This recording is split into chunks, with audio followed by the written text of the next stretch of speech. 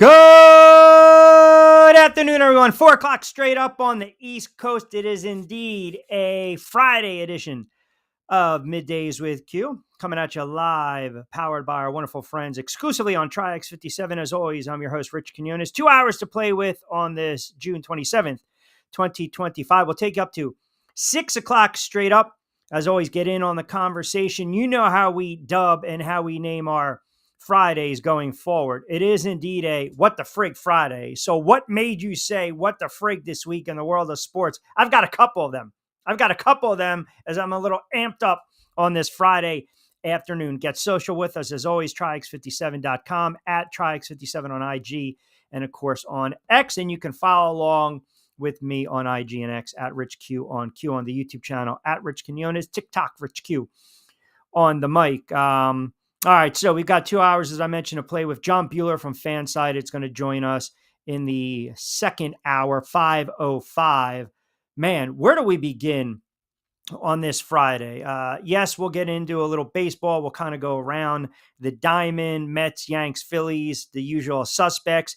NBA draft is in the books.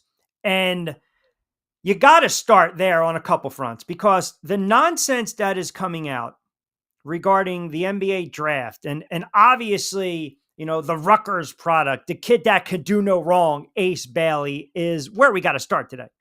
The Sixers, I thought, got a nice little gem. Round 2, 35th selection. We'll get into that as well. But this whole notion, this nonsense going on right now with, again, Ace Bailey. I mean, you've got a kid who's 18 years old, who is a rookie, who was just drafted out of Rutgers by the Utah Jazz, and he's deciding, you know what? I'm too cool for school. This kid has yet to still join the Utah Jazz. He has still yet to get on a plane, charter a plane, go out to Mormon City, and be with his teammates. This is ridiculous. This is utterly ridiculous right now. Who is advising this kid? Seriously, who's whispering in this kid's ear to do this kind of nonsense? It's bad enough you already declined workouts with individual teams ahead of the draft. It's bad enough you basically gave a list of teams. Don't draft me. Top 5, I'm not showing. It's bad enough that he's making all these demands and we got to appease him and we got to placate him. Honestly, seriously, who the hell is this kid that I'm going to listen to you and your demands? Did you invent the game? Are you Ace Naismith? No, you're not. You're not. So all of a sudden, I got to listen to you. You're an 18-year-old kid. You haven't had a cup of coffee yet in the NBA. And I got to tap dance for this kid. This kid's going around basically saying, I want to go here, I want to go here, I don't want to go here. No, absolutely not. This kid right now at this point is starting to sabotage his career before it even starts. Before it even starts, this kid is going to sabotage his career. It's like damaged goods. It's red flags. And I mentioned this the other day. There is totally a difference between turning around and saying where you want to go. But then when you are drafted, when you are selected, and you are chosen, you still got to go there. You still have to go there. And again, this right now, this is nonsense. This is an 18-year-old kid dictating to an NBA franchise, the league, mind you, where I'm going to go, where I'm going to play. Now, he's drafted. And I think at the end of the day, he's going to show up. But I'm listening to these comments. And as I alluded to, I hearken back to night 1 of the NBA draft when ESPN has a camera on him. They're too busy. They're worried about his friggin' suit. Really? I mean, he didn't openly seem kind of angry. He basically said, I can control what I can control. Oh, hold on a second. How about this? How about you say this, my man Ace Naismith? How about you play this card? Ready? You sit there and say, hey, I'm thrilled. I'm humbled. All the blessings of the world. Pay homage to the man upstairs, right? That I'm going to be playing in the NBA. Utah is an unbelievable franchise. Great history. I can't wait to get out there and work my tail off. Is that so friggin' hard to do? As a fan, I want a kid to say that.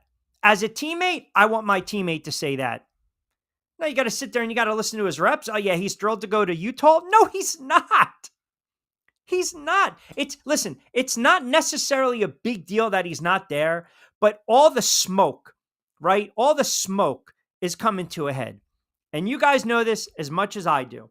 Where there's smoke, there's fire. And the last thing you want to do is turn around and you want to sabotage your career before it even starts. This kid better go out and he better ball out. He better ball out when it's time to hit the floor. Period. Period. He better do it. You cannot, again, you can't sit there and dictate. You can't. And I know right away you guys are going to get on me. I know exactly what you're going to throw in the comments. I see him coming in. I see him on X. I already see him on Facebook on a What the Frig Friday. You're going to pull the Eli nonsense, the Eli card. Okay. Fine. And I think, again, that was more of his father at the end of the day. And how did it turn out? You're talking about two-time Super Bowl MVP, future Hall of Famer. This kid's 18 years old. This kid hasn't even had a cup of coffee in the NBA. This kid's 18, a young kid who played at Rutgers. No disrespect to Rutgers. Sorry, no disrespect to Rutgers. But it's not like, again, you invented the wheel, man. You invented the game. That's not happening. You can't have young players. It's such a player-driven league. That's the problem with the NBA. That's one of the bugaboos with the NBA. You got to nip that in the bud right away because there were red flags with this kid going forward. And you don't want to see a kid who's 18 sabotage his career. But now he's got a bullseye on his back. He really does. Whatever happened to just turn around and being, hey, humbled, magnanimous. I'm grateful for the opportunity. I'm going to work. We're seeing it in the NFL, right? Did we not see it? With Shedeur Sanders? We saw it with Bronny James. Rich Paul turned around telling teams, don't draft Bronny James. If you draft Bronny James, we're not going to do any business with you anymore. I mean, this is just utterly ridiculous. Like, shut up, show out, and work. That's it.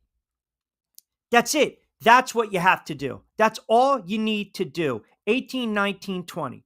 That's all you need to do. I mean, this nonsense basically made me say, what the frig, this week. Which, by the way, is about to get trumped by something else that occurred this week. It's about to get trumped by something that actually occurred, I believe it was today, on the mothership, which I'm going to get into. But you cannot, under any circumstances, have these young players running amok. You can't have the little inmates running the asylum. You can't have the league function like that. You can't. You can't. You just can't. It's bad business. Everyone's going to think now we can take those types of business practices with us. And ultimately, yeah, young kid getting bad advice. Like, what's the end game here? Do you not want to go out there and show exactly what you're made of? I mean, is it possible right now this kid basically forces his hand and his way out of Utah? Doesn't even, put on the cap for a second. Didn't even go out there in Mormon land. Doesn't even jump on a plane. And right away, the Jazz are like, you know what? It's not going to work out. We're going to have to trade this kid. We're going to have to move this kid. Yeah, he was a 5th overall pick, but that's okay. I mean, did you not read the room, Utah? The kid declined a workout with you prior to the draft. The kid declined a workout with the Jazz prior to the draft. That tells me he wants nothing to do with Utah. Nothing to do with the Utah Jazz and the beautiful mountainous scenery. He doesn't. So why are you drafting a kid if he's got no interest? Because it was going to come out anyway. It is a bad look, period. It's a bad look. And I'm telling you, I believe what's going to happen now is this kid's not going to show up. And I believe this kid's going to force his way out of Utah. I really do. You got the number 5 overall draft pick who already came in with some red flags, and now he's going to dictate to the NBA where the hell he wants to play. Get out of here. And his agent can come out and shut down all these rumors. It's pretty clear. He doesn't want to play with Utah. I mean, that's pretty clear. Let's be honest. You want me to keep breaking it down so even you guys understand that? Go to the bar, have a couple pops, brunette walks in, you finally have to muster up the courage, you exchange pleasantries, you buy a beer, you talk about life, you exchange numbers, you go out, movies, date, wine, dine, dinner, finally meet the parents. It's a long romance. You guys are committed. Then all of a sudden, you get down on your friggin' knee and you pop the question. Now all of a sudden she's like this. Oh boy, what do I do now? I mean, that's where we're at right now. That's where we're at. That's exactly where we're at. Utah basically playing with fire. They weren't really going to. You're getting in a relationship with someone that doesn't want to commit. And that never ends well. That is what we like to say a no-no. That is a no-no. All right, just cranking up on a Friday edition, Middays with Q. Let's see what we got here. Michael chimes in. Here we go. Well, yes, we have a lot to get into with Ace Bailey. Fired Up Friday with Q. The madman, always with some good takes. Channel your Woosah Wednesday demeanor. No, it's out the window. Listen, I'm already aggravated. There's other nonsense going on in the world of sports. De facto leader of the Bunker Boys, didn't he like Kobe do the same thing? Sure did. De facto. Yeah, you like that? Ace Naismith. Exactly. Kid thinks he invented the game of basketball, right? You got some peach baskets going out there. Exactly. Arch is going to do the same thing next year when the Cleveland Browns have the number 1 pick. Who knows how that's going to actually play out, right? I mean, that would be somewhat funny. You get Sanders back there and Arch as well. Giants would have had 3 Super Bowls with Rivers. I mean, that's just utter nonsense. I don't even need to hear that kind. See, that's what I'm saying. I don't want to hear that kind of nonsense again. The madman probably would, because he's that guy. He's not going to stick it out. That's what I'm saying. Thank you, Michael. He's not going to stick it out. We got the guys that run towards the fire, and as I alluded to, the guys that run away. Now, I believe Madman is a guy that's going to run towards the fire, but he's not going to be happy in Utah. I don't think there's parking meters in Utah. I'm just saying, I don't think there's parking meters in Utah. So that's the one, I guess you can say, sports nugget that is just bothering me to no end today. Because that's where we're at in the world of sports. The second is the mothership once again, ESPN. The mothership once again providing, when in doubt, let's just race bait. Let's just throw it out there. Let's race bait. Let's start to have the conversations and make people feel uncomfortable. Well, listen, there's a good way and a bad way of doing that. I'm all for uncomfortable conversations, especially when we're talking about sports. So I told you guys this. I don't watch these shows, but I do love the account Awful Announcing, which is on X. It's all media. They give you the cold takes, the bad takes, the piss poor takes, the hot takes, everything. So let me throw this out there today on a Friday, and let me see if you guys bite with this a little bit. So this was earlier today, and I believe it was on, I guess, what is that? The First Take. So Peter Rosenberg, who I believe is on radio in New York, they're talking about Cooper Flagg, the NBA. So this is what he said, quote, Cooper Flagg is a white guy. Well, I mean, is that breaking news? Cooper Flagg is a white guy. Maybe the best white American prospect since Larry Bird. Let's not act as if we don't live in America and we're not seeing what's happening with Caitlin Clark in the WNBA.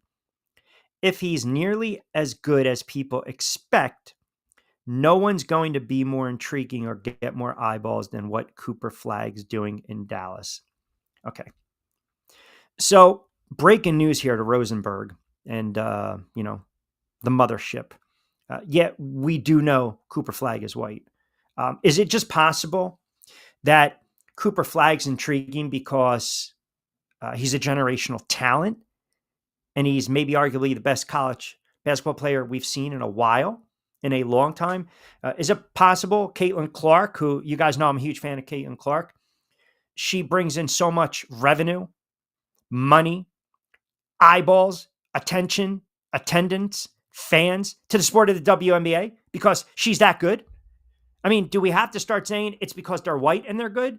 This is the kind of nonsense, again, that absolutely drives me crazy with a lot of these shows and these talking heads, because you don't need to make it about race. Now, I'm bringing it up because ultimately this kind of stuff, this nonsense, this garbage has to end. Appreciate the player for who they are. Appreciate the player for who they are. Black, white, yellow, green, it doesn't matter. Appreciate the player who they are. So like I said, for the life of me, just who cares if Cooper Flag is white, black, yellow, green, blue. It doesn't matter. The kid can flat out friggin' play. Yeah, he's going to bring eyeballs to the NBA, just like Caitlin Clark's bringing eyeballs to the WNBA. I mean, it's all the same thing. Like, if you're good, you're good. If you're talented, you're talented. If you've got markability, you've got markability. If you've got branding, you've got branding. If you've got endorsement deals coming because of your talent, because of your persona, because of your charisma, because of your charm, because of your looks, have at it. Have at it. More power to you. But the nonsense again, like, this is what we're going to do right now. Cooper Flag hasn't even stepped on the floor. They're already asking him, the comparisons to Luka, putting him in that spot. Well, if Luka was still around, it'd be Luka's team. This is why the kid's side-eyeing people. I mean, I actually like the kid, and this kid's 18 years old.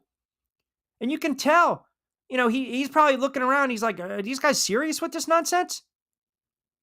I mean, what are we trying to do here? Are you trying to kind of recreate that, Caitlin Clark, right? The race nonsense, the Caitlin Clark, the race drama with Flag? I mean, seriously? This is what we're doing now? This is the clicks? Just how we're going to get engagement? Next thing I know, I got to turn around on Monday and I got to hear Solitaire Smith up there, right? I mean, this is just, enough is enough. Just appreciate the players for who they are, what they're bringing to the table. What they're bringing to the table. Forget about everything else. Forget about everything else. Look at the player. That's it. Look at the player. If the player's contributing, if the player is a pro's pro, if the player's handling him or herself the right way, if the player's going about it the right way, if they're showing you that they can produce, if they're bringing eyeballs and fannies to the stands, it doesn't matter at the end of the day. White, black, yellow, green, blue. It does not matter. But now you've got this perception, this narrative, this agenda, quite frankly, that's going to be pushed. Now, all of a sudden, every time Cooper Flag gets too much of the shine, too much of the love, it's going to create, that divide and go back to that space because of what this jackass said, what this clown said on the air. I mean, seriously, it's exactly where we're at. It's exactly where we're at. It's just, after a while, like, enough is enough. Enough is enough, man. Like, I get it. You have an opportunity to give an opinion. You can voice your opinion. Everyone's entitled to their opinion. But sometimes you take it on face value, or you kind of look and, again, we joke on the air. We say, read the room, right?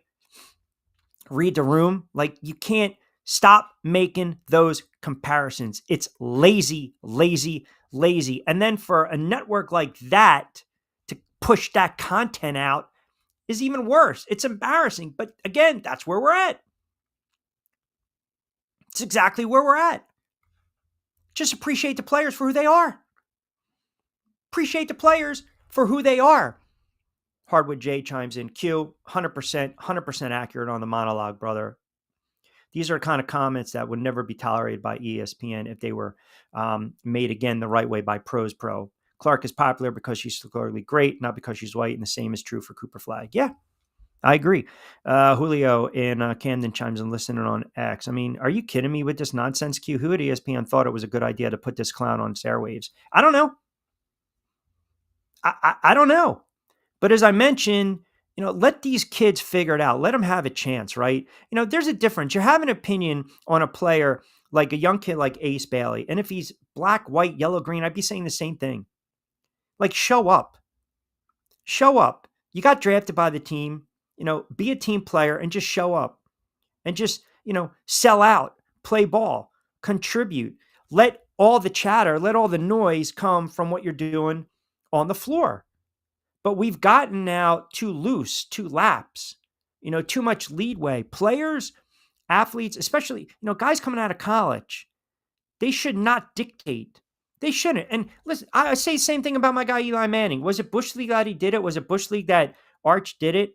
Archie Manning didn't want him to go to the Chargers. He wanted to play in the New York market. I wasn't a fan of it at the time.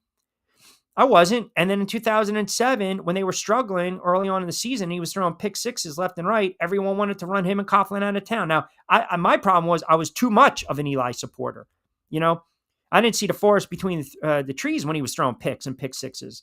But I accepted it. I understood, just what the father's doing. This is what they're pushing for. Elway doing the same thing out of Stanford, played with the Yankees, doesn't want to go and go to the Colts, and he wants to sit there, and eventually he goes to Denver. Like, I understand this. But again, you're apples and oranges, man. Apples and oranges. I mean, Ace Bailey is a good player. He's not a great player.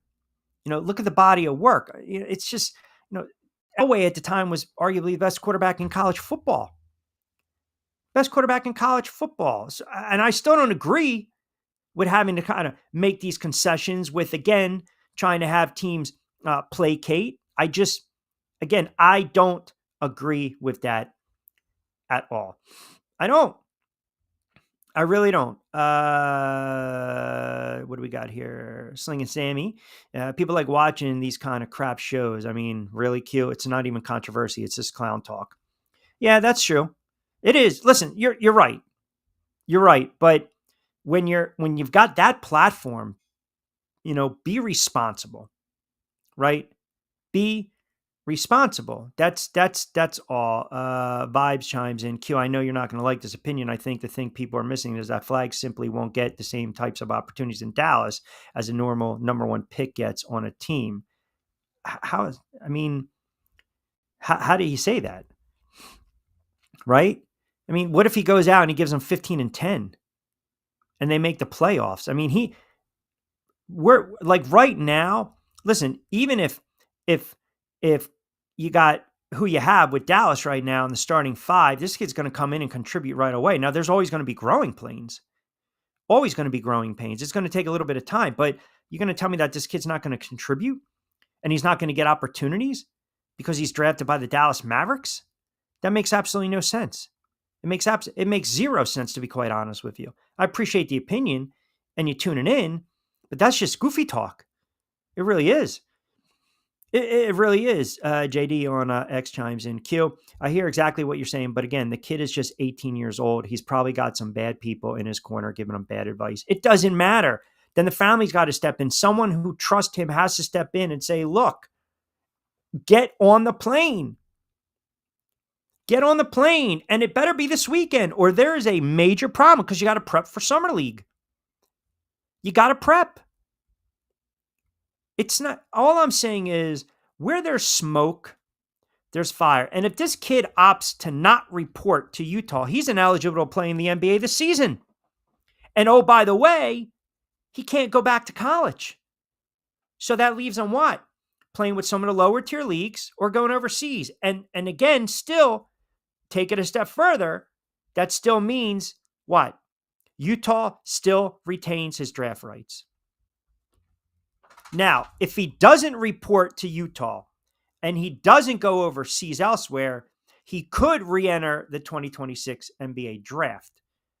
But again, what if we get in this situation where he's still trying to control where he goes? And then all of a sudden you risk you run out of luck. You risk the fact that you're not going to be drafted where you want to be drafted. So there's a lot of things right now in play with this kid. And if I'm handling this kid, if I'm trying to give him advice, sound advice, I'm just saying, look, this is an opportunity. You're playing in the NBA, man. You might like it out there. You might have fun out there. You might develop, lifelong relationships out there with your teammates. And oh, by the way, you get to play professional basketball.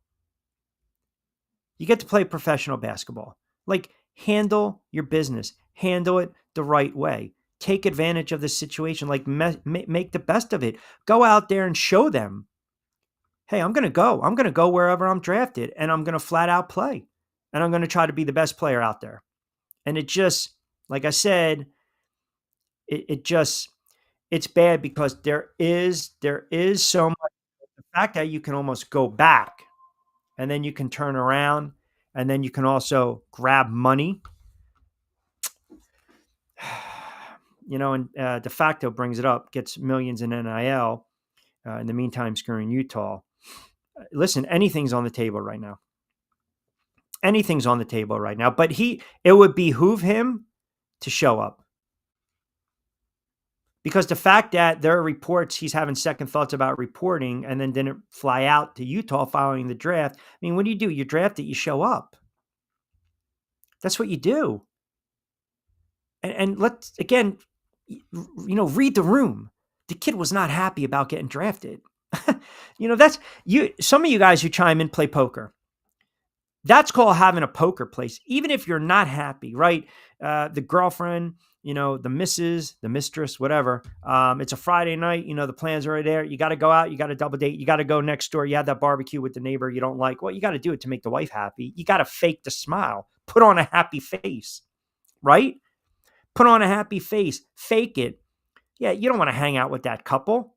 You can't stand the dude. The guy doesn't probably even watch sports. You're like, oh, what am I going to do? Kill for a couple hours. Well, fake it,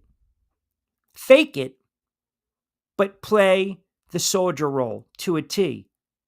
Put on the poker face. And this kid's not doing it. Got a lot of texts, I should say tweets coming in also on Facebook on those comments on Cooper Flag, Ace Bailey. By the way, 505 John Bueller is going to join us. And I'll throw out the question right now on this Friday edition of Middays with Q with you.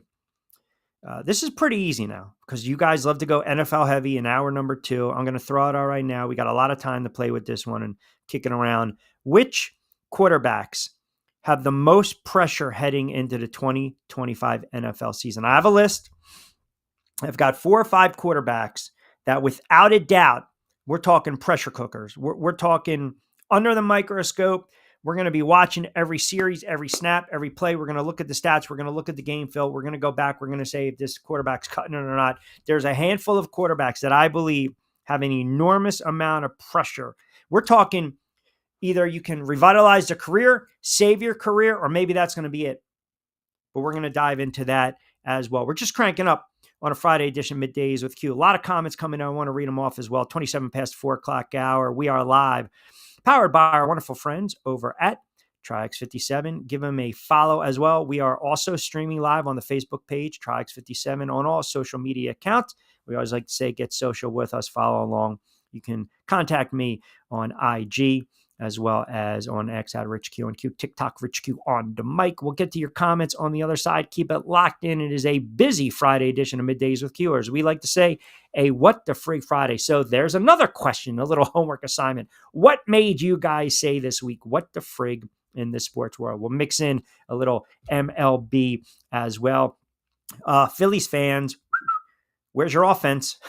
I mean, where's your offense? And then the Mets getting a much needed split against the Braves. I think they could have put the Braves to bed, but we'll talk a little baseball as well in about 15, 20 minutes. Keep it locked in on a Friday.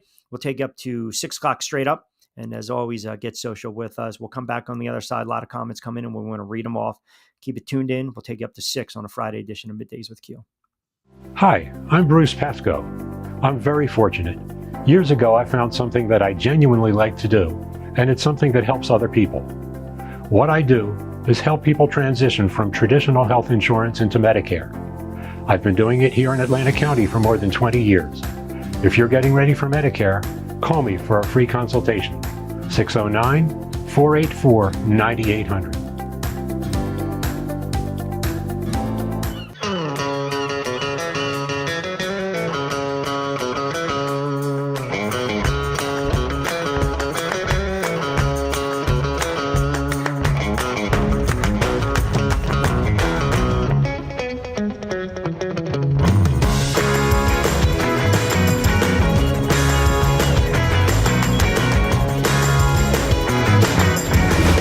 What the Down Beach Seafood Fest is all about. It's about community, it's about friends, it's about culture, right? The food culture in Atlantic County is rich.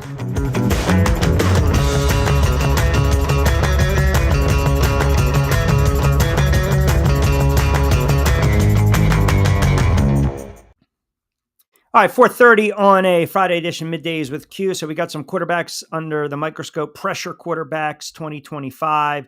We got the Cooper Flag nonsense. We've got Ace Bailey. We got some baseball to dive in as well. Let your voice be heard. We'll take up to 6 o'clock straight up. We'll give you the Q-fecta later on as well.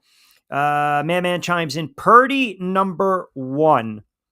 Brock Purdy, the number one quarterback feeling the most pressure heading into 2025. What say you guys? What say you guys? I am going to say definitely in the conversation, but I don't believe. Remember now, you're talking Brock Purdy, aside from the injuries, he's got at least a little equity in the bank. So he's got a resume to speak of. It's just unfortunate, banged up. You can go back to the NFC Championship a couple years ago. You can go back to last season, what transpired with San Francisco, where they had to endure a lot of injuries that really kind of sabotaged and set their season back. Brock Purdy, not bad, not bad. And I think, are you equating it now because of the contract? See, if Brock Purdy falters, period. I'm saying it right now. If Brock Purdy falters, if Brock Purdy has a down year, because he is being paid right now as one of the top 5 quarterbacks, money-wise in the NFL. But let's say he gets nicked up again, he gets banged up, he misses some time. Let's say that you're talking week 6, 7, he's only thrown for maybe, 3 or 4 touchdown passes. He's got 3 or 4 picks. He just doesn't look right. Well, now all bets are off when you talk about 5 years, $265 million. I mean, that's, you have to listen.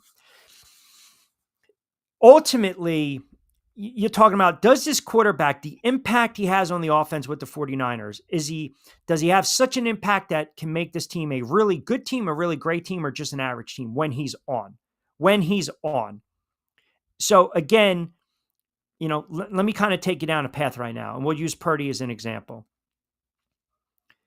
He's had a little bit of the drop off, right? And, his interception rate has gone up a little bit. That's never a good thing. He's going to have to clean that up. But again, he's a quarterback, and I think 49ers fans can agree to this. You got to get rid of the back-breaking turnovers, especially late in a game. Now, if he cleans that up, can he be that top 10, that elite type of quarterback that we've seen in the past? Even if you're talking late, when you're talking about 0 touchdowns in certain game situations, late game interceptions. I mean, you're talking 4 interceptions on 49 attempts. That's 8.2 interception rate. When your team's behind with fewer than 4 minutes to play, that's not clutch. Those are wasted series, wasted opportunities. So are you looking at Purdy from a number standpoint, a stat standpoint? It's not a bad pull, man. I can stick him on that list. I think, believe it or not, I think Tua is another quarterback that we have to recognize is definitely on that list. I think this is a make or break year for Tua. I also think this might be a make or break year for the head coach in Miami. I really do. There is pressure for them to win.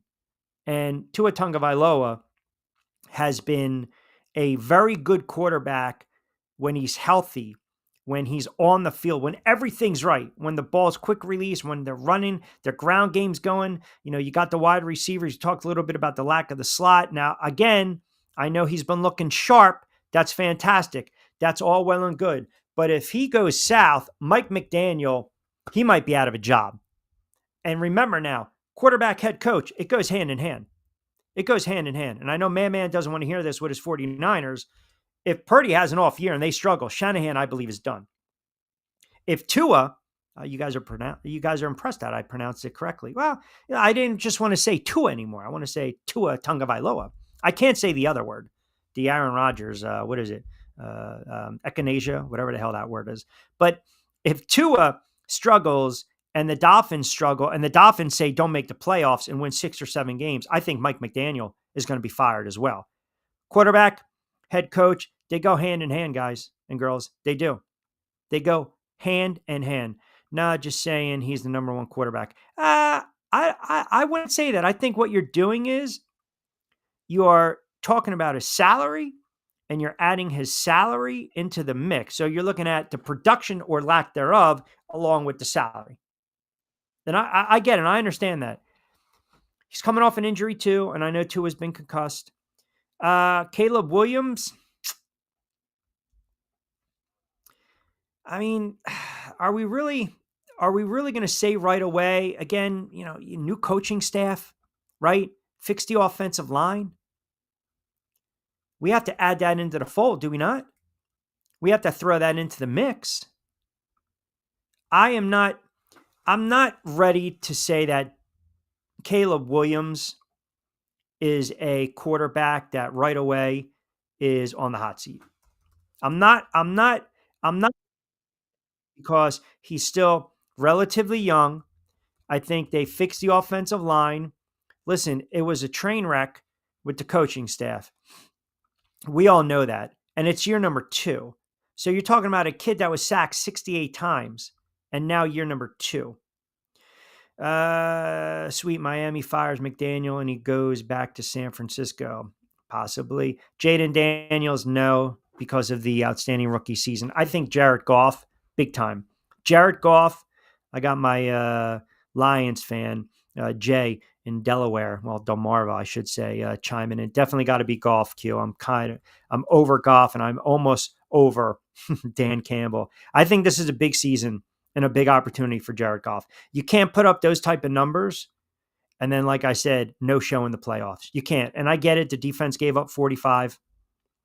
I get it. Defense gave up 45. But this is a big, big season. This is a big opportunity now for Jared Goff. Because if you think about Jared Goff, they just didn't trust him early on in his career. And then he blossomed late with the Rams and had a couple of really nice seasons, came back down to earth a little bit. First season with Detroit, But then we saw the numbers. So he's great with numbers. He puts up the stats. But can you win in the big spot? Number 1 seed at home, you got to buy divisional playoffs, and he throws 3 picks. I think this is a huge year and an opportunity for Jared Goff. I really do. And he's not getting any younger, too. I mean, he'll be 31, but still, when you talk about these young crop of quarterbacks, now you got a couple more years out of them, absolutely. But you also have to produce. He's definitely a quarterback I've got under the hot seat, if you will. Matty G, Jets fan, chiming in. Q, I know you're not going to say Justin Fields, but I think this is a career-saving opportunity for him. Yeah, but again, I'm talking. Some of these guys have been established in the NFL, right? They've been established in the NFL. They have a body of work, like Prescott. Perfect. Prescott, absolutely. I mean, Dak Prescott. You're at this moment right now. If you're a Cowboys fan, man, I don't even know if, first of all, you got a quarterback that has been off injured and you have to trust your body to carry you through 17 weeks. And I know he put on muscle. He looks jacked. Everyone looks great with no shirt and shorts running around in July and August. That's great, man. You're getting your body right, your mind right. But ultimately, you're talking about a 31, 32-year-old quarterback that has taken a lot of hits over the last several years, and he's had a tendency to not finish seasons, and he's always getting banged up a little bit. Now, 2 years ago, he played 17 games. Prior to that, 12 games. Last year, only 8 games. I mean, Dak Prescott, you look at the money, you look at the contract, it's the star, it's the Dallas Cowboys. You have to lead this team deep into the playoffs, and they're not constructed to make a deep run, which is going to put more pressure on him. So you might see games this season where he's going off 30 of 38 for 388, maybe 4 touchdowns, but 4 picks. Like he's got to throw them from behind. He's got to lead them back. I just don't see it. I think this might be it for Dak Prescott. And, we contemplated this. We talked a little bit about this with Lloyd Vance last season. Listen, the Cowboys are not actively looking to move Dak Prescott. At least they're not openly, giving that vibe off. But what do you do if the Dallas Cowboys are 2-7 midway through the season and Dak is struggling? What do you do then? And you talk about a team that's strapped for a quarterback just to get them, win a couple games late and maybe get into the playoffs. A team that's kind of right there, right? Because Jerry Jones ownership group, what have they really done to support Prescott of late? And I'm not saying it's all on them, and I'm not saying it's all on him, but if they stumble out of the gate and they're out of contention, I think Dallas is in for a long season. They're out of contention by October. I think they might start selling off and they might retool. And then guess what? You're going to have to look at another coach because I think this coach might be one and done. So you got a 31-year-old do massive amounts of money through 2028. If I'm Dallas, I'm doing my damnedest to try to get out of that deal. So Prescott is definitely that guy. Detroit's going to win the division again. Okay. I mean, is that, you sound the alarm on that de facto? You got the NFC North. You got Chicago, Green Bay, Minnesota. Minnesota with a quarterback that's coming off an injury. You got Green Bay with an inconsistent quarterback. You got Chicago with a second-year quarterback. And you have a team that won 14 games last year and the number one seed in Detroit. Of course they're going to win the division. Unless Jared Goff stinks up the joint. And Dan Campbell just does, again, boneheaded plays. I hear there's a lot of mice in AT&T Stadium.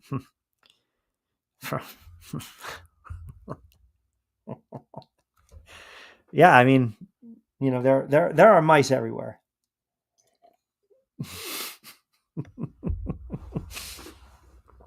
Chimes in. Q, you already reverse mushing kibosh in my Dallas Cowboys. 12-5 at best. Leave Dak alone. Stop. See, that's a goofy Cowboy fan with nothing better to do on a Friday than just bother me. That's all. Cowboys fans they are without a doubt, I would say, prior to the Eagles winning a Super Bowl, their first Super Bowl, next to the Eagles fan base at the time, the most delusional fan base. Ernie chimes in. Q, you know me, I'm a Cowboys fan. Look at my guy. I don't care. You guys are tweeting at me that Dak is ripped. Yeah, he looks great. Shirt off. GQ. There we go. Model. But you're going to tell me he's a top 5 quarterback? Stop. It's utterly ridiculous. RJ chimes in. Come on, Q. You're going to see Michael Vick athleticism. Laugh out loud. Just enough. This is it for Dak Prescott, man. This is it. If it doesn't happen this year, it's never happening with Dak leading the Dallas Cowboys. You guys know it as much as I do. So you got Dak, you got Tua, you got Goff, Russell Wilson. No, because I think we already know the expectations for Russell Wilson. And Kevin Jackson, Giants fan, chiming in on Facebook. What if, this is the question Kevin poses, Q, what if Russell Wilson lights the world on fire and the Giants somehow are 4-4, 5-3? Well, I know exactly what you're insinuating. So you're insinuating that if the Giants are 4-4, which is highly unlikely, if the Giants are 5-3, which is even more unlikely. Let me pull up their schedule because I know the rabbit hole Kevin wants me to go down with him on this Friday. The Giants open up the season against the Commanders and the Cowboys on the road. So let's say they go on the road and lose to the Commanders and somehow come back and get that win against the Cowboys.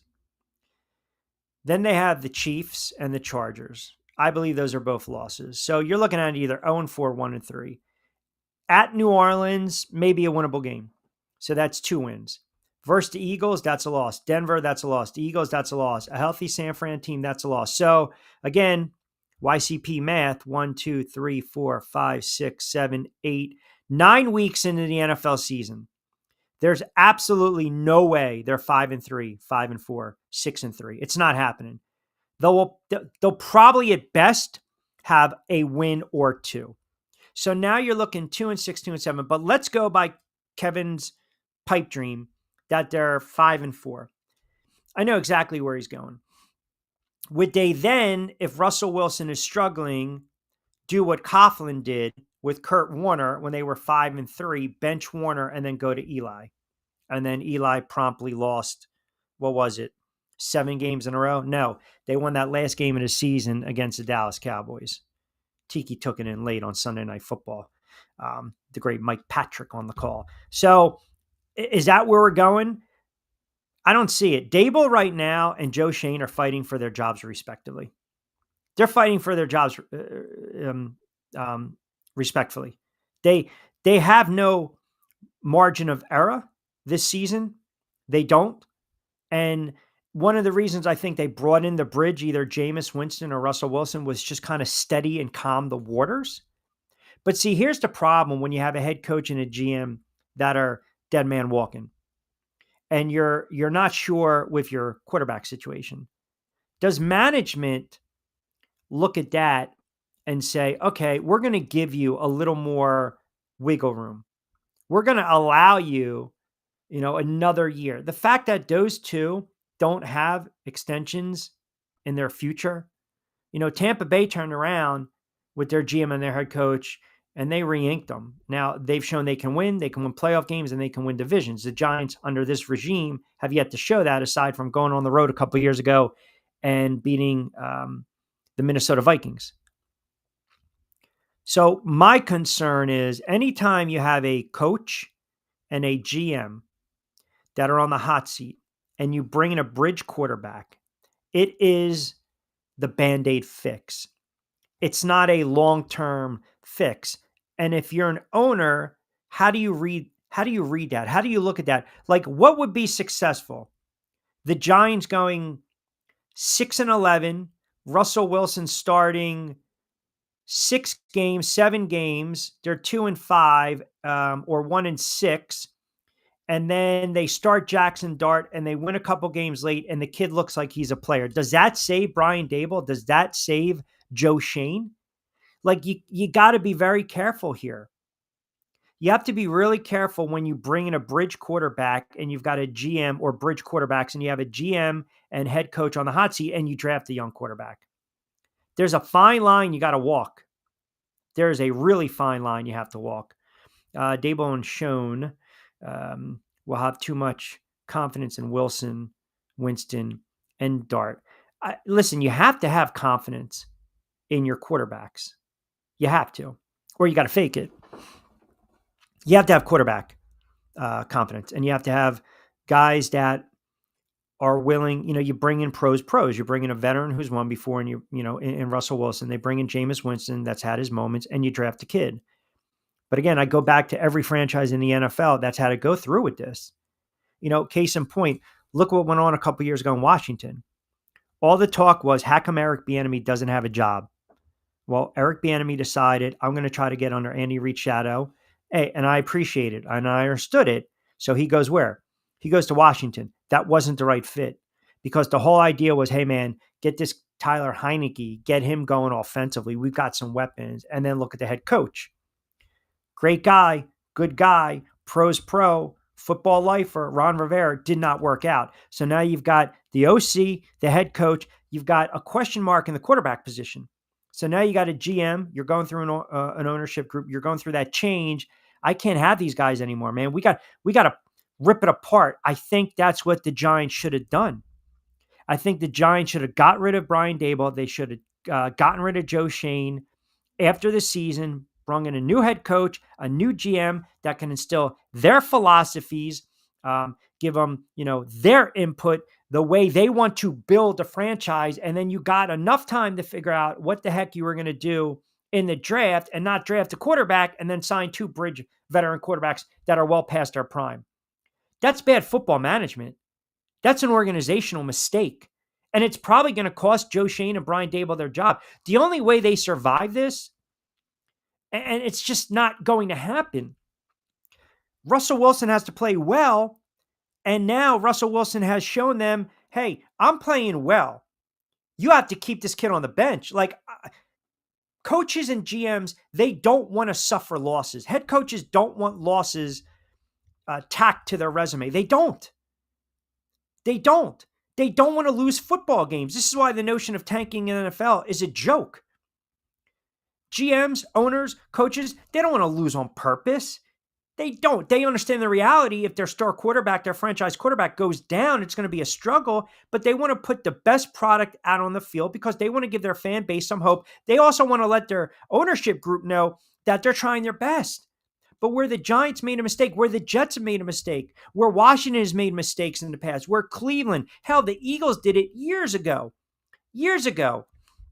when they were dealing with the Ray Rose, and then they brought in Andy Reid. But the difference at that time was they realized with the Bridge and Doug, it was only a matter of time that Donovan was going to step in and play right away. So Andy Reid, that transition, you had wiggle room. I think they waited too long to get rid of Rhodes, but you understand what I'm saying. So the Giants are in this boat right now. The Jets were in a couple years ago.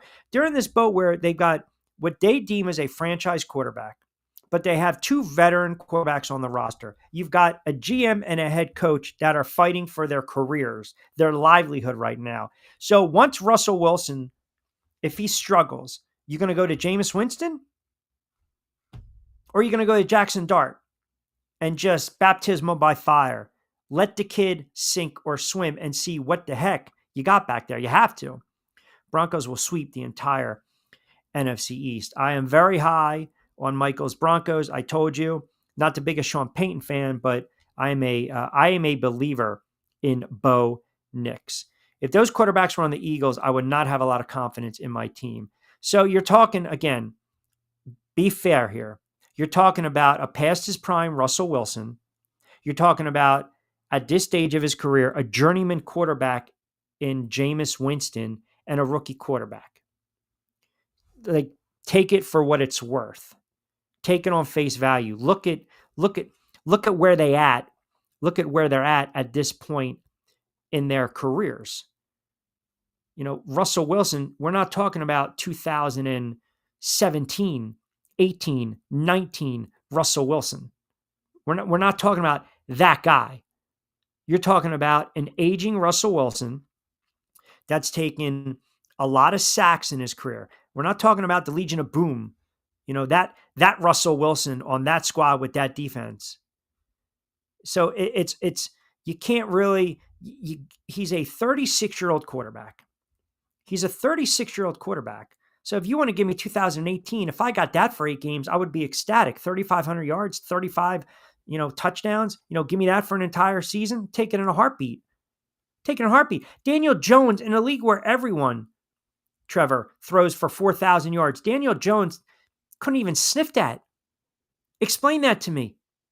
It makes absolutely no sense. In a league where every quarterback, I don't care who they are, they can be Joe Flacco at this stage of his career. Every quarterback in the NFL throws for 3,800 yards. 3,800 yards. Daniel Jones, in his entire Giant tenure, never even came close to that. The closest he came to 3,800 yards was a couple years ago, and that was 3,200 yards. And you had to add his 700 yards scrambling.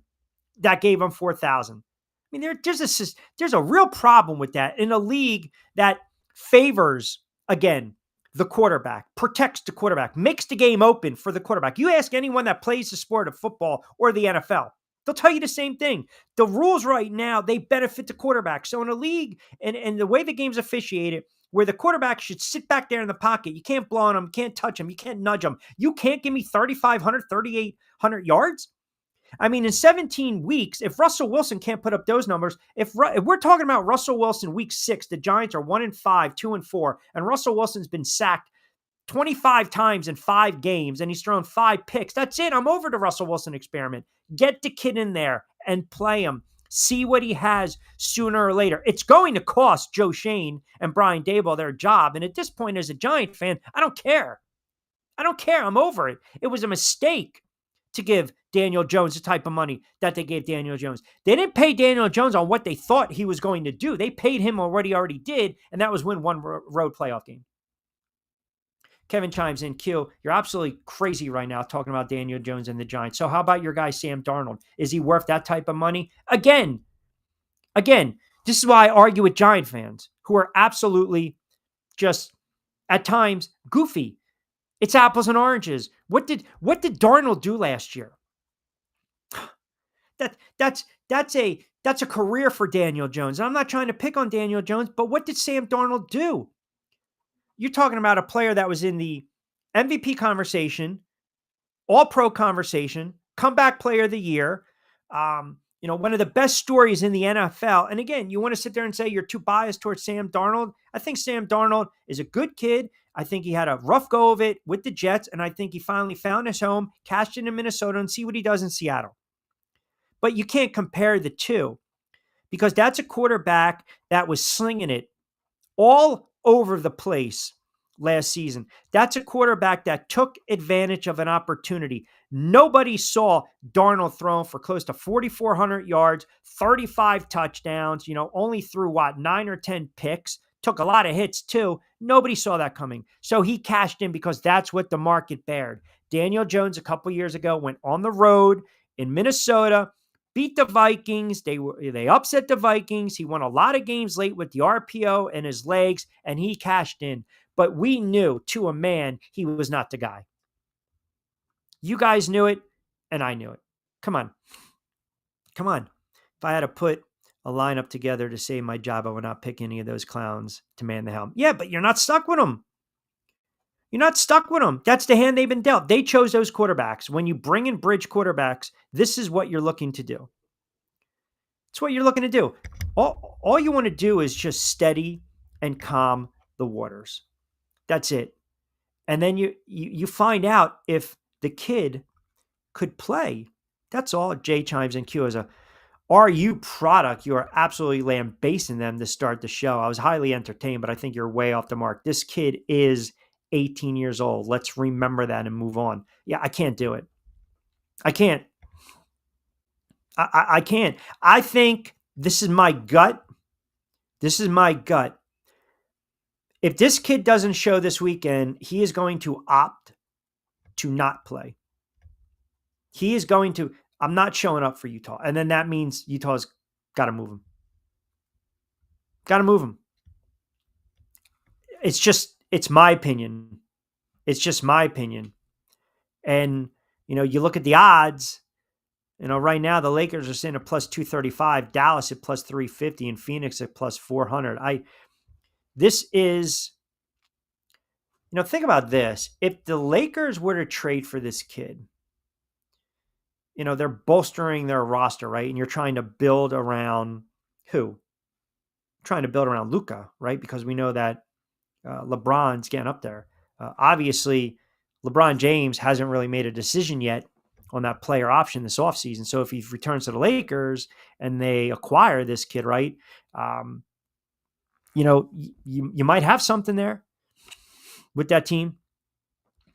I just think it's a situation that's worth monitoring because it sets a bad precedent now going forward with some of these players. It really does. Philly should trade Embiid for him. Well, if you guys listened to me for years, what did I say? Trade Embiid. I've said it for years. Even when he won the MVP, I told you guys this. I mean, without a doubt, should have gotten rid of Embiid. I can't trust Embiid at all. You can't. You can't trust a player that is selfish. Embiid's a selfish player. Embiid does not care about Embiid winning. He doesn't care about the Sixers winning. He just cares about Embiid. You want to be a player, you want to make a max contract, you want to get that type of deal in the NBA, then you got to put all those injuries aside and you have to be engaged and you have to be on the floor and you got to be available. He's not willing to do that. He's just not. He's constantly injured. He's a front runner. And I don't want to hear about the new NBA. Everyone gets on me. Q, knock it off. Big man can shoot from beyond the arc perimeter. Get your fanny on the low block once in a while. Be dominant. You want to be dominant in the low block. Because ultimately, half-court offense, that's where the game is won or lost. It's where the game is won or lost. Look at the NBA Finals. When OKC needed to go on that half-court offense and get their sets going and actually work the ball down in low block or have SGA, again, put it on the floor and try to create and get to the line, they were able to do that. Now, it wasn't a difference in that finals. I mean, game 7, it was obviously Halliburton getting injured and then, of course, all those turnovers. But that's the way the NBA is. It's pick and roll. You got your perimeter guys, but you still have to go old school and work in that half-court offense. You got to be able to get to the center. I mean, that's bread and butter, man. Those are the dominant guys that will draw the double teams, period. They will. Start chimes in. Q, what's the opening line? Just out of curiosity, Eagles and Dallas. It's sitting at 7. That hasn't changed. Sitting at 7, 46.5 is the total. I mean, if you're going to put some coin on it, Sarge, go ahead. The lines for week 1 they're right now, they're just they're sitting, right? They're sitting. Kansas City on the road, they'll be a 3-point favorite against the Chargers. Bucks on the road against the Falcons, they'll be a 2.5, 3-point favorite against Atlanta. I mean, the Giants are going to be dogs, if that's what you're insinuating. I haven't looked, but I'll tell you right now, I think the last time we checked, the Giants were 5.5-point underdogs. I bet you the Giants are probably 6.5-point underdogs, 7-point underdogs on the road. And the Giants are going to be dogs for most of their games. Most of their games this season. You guys know it, and I know. All right, 5 o'clock straight up. Got to remind everyone it is a Friday edition of Middays with Q. I'm Rich Quinones. We are live Monday to Friday on Triax57. Triax57.com. As always, get social with us at Triax57 on Facebook, IG, and X. You can log on to Triax57.com. That's where the show will stream live and also on demand. We're on their Facebook page. It's pretty simple. You just check out the program grid, the schedule. You can click on Middays with Q. Follow me on social media at Rich Q on Q, IG and X, and TikTok Rich Q on the mic. Quick time out. We will reset it. John Bueller on the other side from Fansided. We got your comments coming in as well. Keep them locked and loaded on a very busy Friday down the shore. We'll take you up to 6 o'clock straight up as always. Hi, I'm Bruce Pascoe. I'm very fortunate. Years ago, I found something that I genuinely like to do, and it's something that helps other people. What I do is help people transition from traditional health insurance into Medicare. I've been doing it here in Atlantic County for more than 20 years. If you're getting ready for Medicare, call me for a free consultation.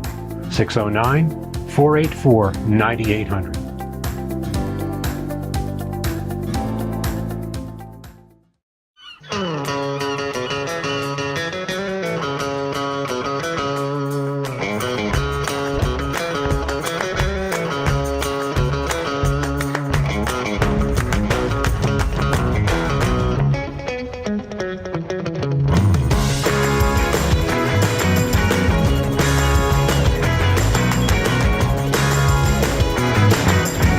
This is what the Down Beach Seafood Fest is all about. It's about community, it's about friends, it's about culture, right? The food culture in Atlantic County is rich.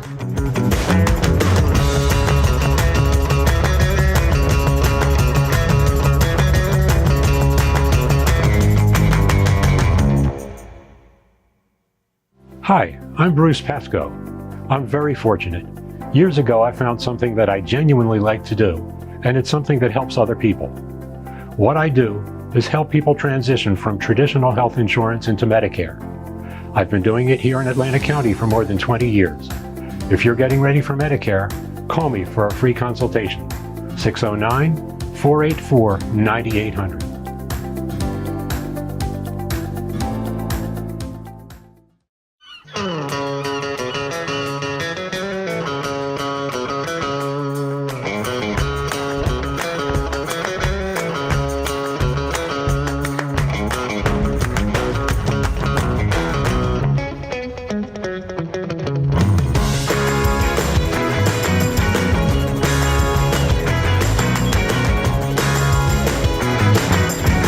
This is what the Down Beach Seafood Fest is all about. It's about community, it's about friends, it's about culture, right? The food culture in Atlantic County is rich.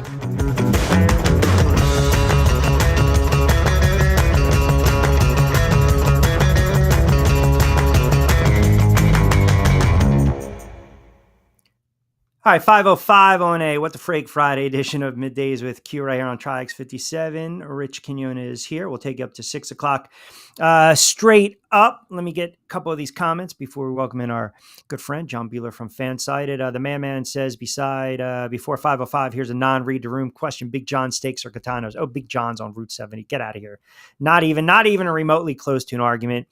We'll get to a couple more of those food questions as well. So, John, I threw out a couple things on this Friday, and we mix in a little baseball. I wanted to get your thoughts on this, and I kind of see you were writing a little bit of this on Fansided, especially with Dak Prescott. We get a boatload of Cowboys fans that chime in, and sometimes you got to use the little repellent and spray them all over the place. But you look at the Dallas Cowboys, you look at Dak Prescott. I've got a list of 3 or 4 quarterbacks that I think are really under the microscope this season. Period. Dak Prescott is one of those quarterbacks. Give me your worst case, best case scenario for Dak Prescott and the Dallas Cowboys for 2025.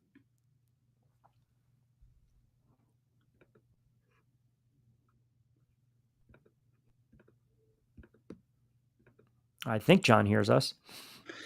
Yeah, I do. Am I on? Yeah, you are. Yeah, I just gave you a great segue. Talking about the Dallas Cowboys. Let me reset it for you. We got the audio. You're good. All right. So what I was saying is, you've been writing about this a little bit on Fansided. I mentioned some of these quarterbacks that I believe are on the hot seat in 2025. One of them I mentioned is Dak Prescott. So I'll throw to you. What's the best case, worst case scenario right now for the Dallas Cowboys and Dak Prescott? Kind of lay it out for me. Well, I read about this for fansided.com earlier today. May just gone live or whatnot, but I think he's probably primed to be the biggest bounce back candidate in the NFL. I think that like having, being fully healthy, going through that coaching change, Schottenheimer knows everybody on the staff. You get a really great player in George Pickens coming in with, a lot in his shoulders, fitting the role he's supposed to be as a number two and not number one like Pittsburgh is trying to do. I think the best case for the Cowboys is you make the playoffs, you challenge maybe the Eagles and the Commanders. I don't know if you win the division, but you ultimately you get to the playoffs, you win a couple games, still probably not going to get to the NFC Championship game, but it'll be a positive step in the right direction under a new head coach, and we'll see what happens. But it's crazy. They haven't been to the NFC Championship since I could read. Yeah, so I'm actually going the other way. Like I mentioned, he looks great. He's in shape, but the problem is, the inconsistencies, the health, the offensive line. What has Jerry Jones really done over the last several years? I think Dallas is in store for a really long season. I mean, I would not be surprised if they got waxed to open up the season against the Philadelphia Eagles. If we're talking about making the playoffs, then the assumption is 3 got to come out of the NFC East, because I don't believe that Washington is going to take a step back. And I certainly know my Giants are not going to be very good. So let's paint this picture. If the Dallas Cowboys are, 2-5, 2-6, 1-7, and he's struggling, taking a lot of sacks, knocked out of a game here and there, and you just see that offensively, it's just not working. Is there any type of scenario where you believe that Dallas, even though it's a lot of money to take on and try to move, they would trade him? It'd have to be like the absolute perfect situation. It'd have to be like somebody else gets hurt that's got a contending roster or things that they do. But then again, it's all about control with Jerry Jones. It always has been. It always will be for as long as he owns the team. And I struggle to see them trading Dak Prescott. But again, like we've seen crazier things happen. I'm kind of more of the belief that like they'll be like a fringe playoff team, and we'll see what happens in the NFC. I don't know. I think the NFC West is all kind of jumbled. I think NFC North will get a couple of teams in. NFC South probably just 1, maybe 2. But there's got to be 3 playoff teams coming out of the NFC as a wild card. Mm-hmm. Dallas could be one of them. I'm not so sure they are, but they'll be in consideration for it. So even if they do get off to like a 2-5 start, like you were mentioning, I struggle to see Dallas basically kicking the bucket on Brian Schottenheimer that early. But we've seen crazier things happen. Yeah, well, that's exactly it. I mean, I've got some people already telling me they feel he might be a one and done, right? I mean, if everything goes south, which, speaking of which, we know quarterbacks are married to the head coach, right? So you got Schottenheimer, you got Dak, you got McDaniel, you got Tua in Miami. That's another, I think, talk about a quarterback that paid him a lot of money, been banged up, been injured. You talk about those weapons. Yeah, they got some wide receivers on the outside. They're lacking in the slot. I mean, how about the pressure on Tua heading into the season to perform and actually get this team to the playoffs? The Miami Dolphins are in a very strange and probably singular position. I don't think anybody has like the kind of pressure that everybody is facing from all angles here. Like if they don't make the playoffs or win a game for the first time since the Clinton administration in the postseason, like it's going to probably cost Mike McDaniel his job. It's going to cost Chris Greer his job. Yeah, and good luck trying to sell off Tua Tagovailoa. He's kind of an immovable asset. I kind of always it's so tough because I always feel like he's just one play away from his career ending. And then you got Zach Wilson backing him up and Quinn Ewers, who is incredibly injury prone as well. Um, I'm kind of just down on Miami across the board this season, but I would say the second place is wide open in the NFC or in the AFC East beyond Buffalo. So maybe they get there if New England's not ready, or if the Jets continue to. Although I am kind of higher on the Jets so than I ever am, but Miami is definitely in a very precarious spot this year. Yeah, I think so. I mean, listen. It's again, everything's incumbent upon his health. I mean, when he's healthy and he's out on the field, you can get that. What we saw a couple years ago, 25-8, 29-14, 4,600 yards. I mean, last year he gets paid, comes in a season, but then he gets knocked out and he only plays 11 games. I mean, they are a very. I believe there are certain teams with their GMs and their head coaches that are in precarious positions. Like a couple people asked me about my Giants and Russell Wilson. And I said, look, I don't know if this is going to be a case where they're going to struggle. They're going to be a bad football team. They're going to win maybe 3 or 4 games, period. They'll luck into winning a game. Maybe it's Chicago, maybe it's the Saints, but the draw they got the first month or two of the season. So you go by the premise that Russell Wilson struggles and maybe they win a game or two. They're not 5-4, 6-3, and this is a Coughlin, bench Warner, and go to Eli. That's not where we're at. The problem I had with the philosophy was you got a GM and a head coach that we can both agree are on the hot seat. Right. You bring in 2 bridge quarterbacks that are not your long-term answer, and then you draft a quarterback. So I ask you this, is this more of a Russell Wilson playing with house money and whatever positive the Giants can get, that would be great because it would be a pleasant surprise and maybe that prevents them from benching him and going to Jackson Dart? Or is the best case scenario where you hate to say it, they're 0-5, 1-6, he struggles and you get the kid in there right away?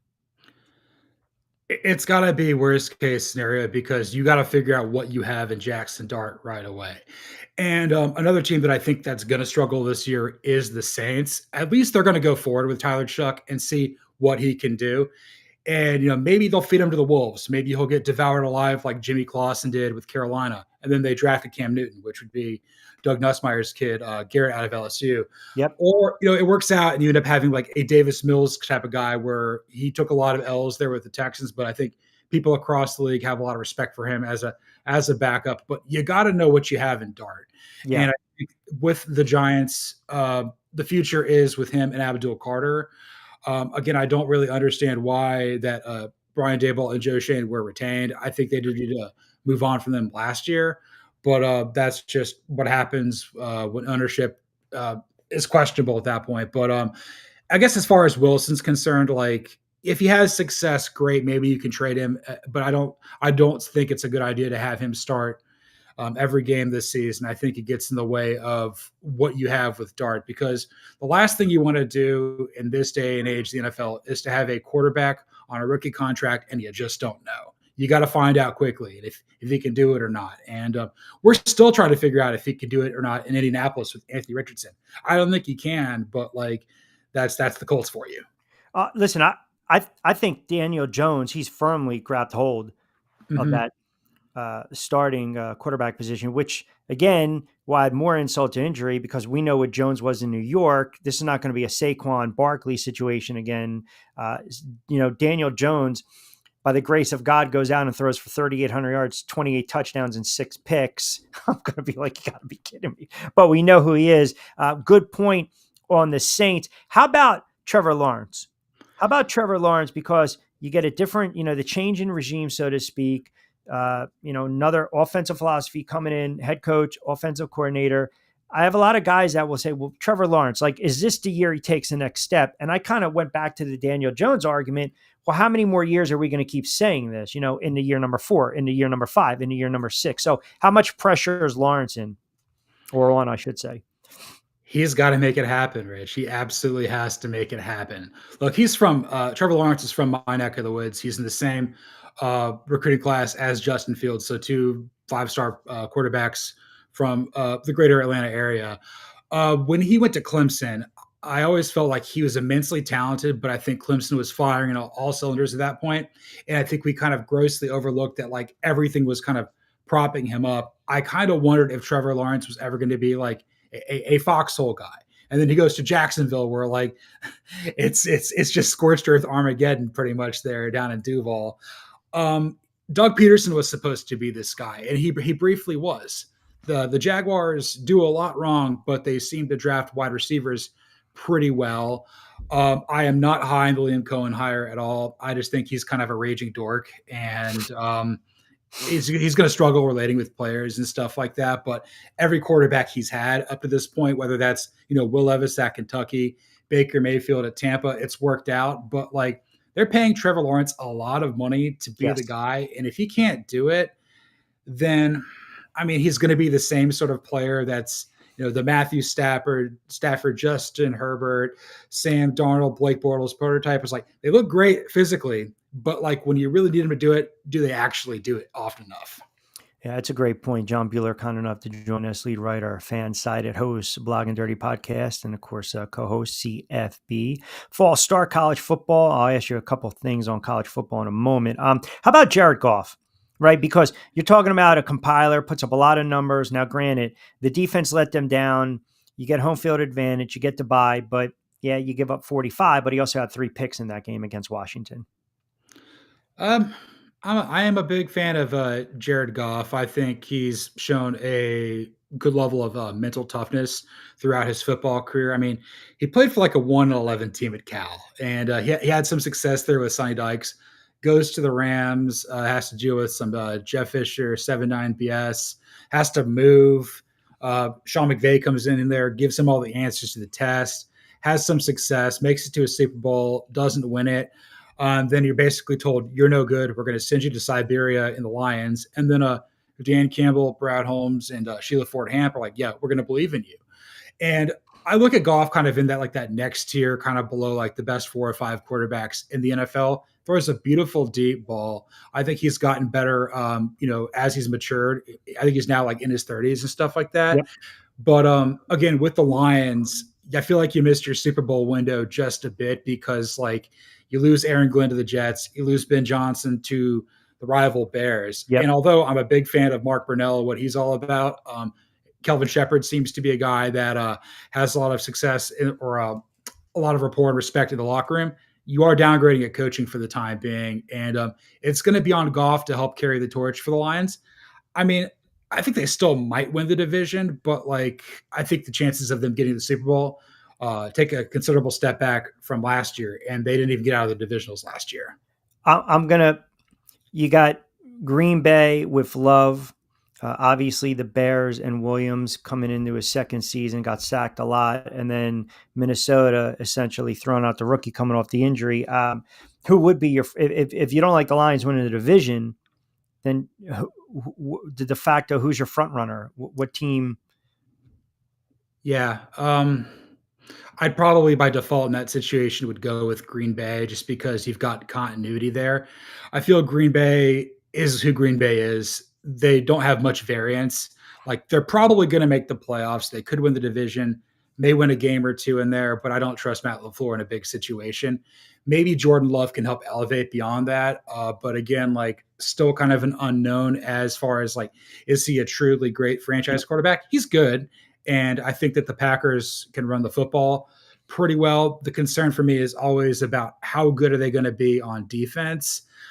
We will see improvements out of the Bears, but the Bears are still incredibly dysfunctional. And then the Vikings, I think, will pull back a little bit with McCarthy. They'll win games, but I feel that like him being so new to this and everything like that could present challenges for them. So I would probably take the Lions to win the division. If not, then give me Green Bay.